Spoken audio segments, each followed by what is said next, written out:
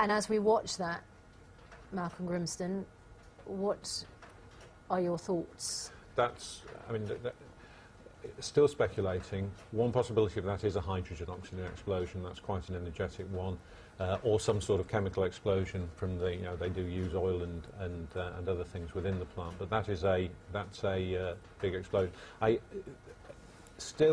very strongly suspect that's not an actual nuclear explosion in the sense that the nuclear materials were involved in that. The issue is that if that's damaged the containment, the nuclear materials may be able to escape from that. Because this far into the accident, it's very difficult to imagine that the nuclear process could restart, although that is certainly something which will be investigated.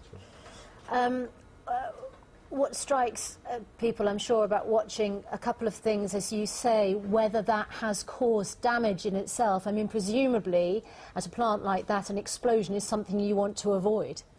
Well, an explosion of that size is serious. There's no doubt about that. And if it depends on, firstly, whether it was actually an explosion within the containment, which we just don't know as yet.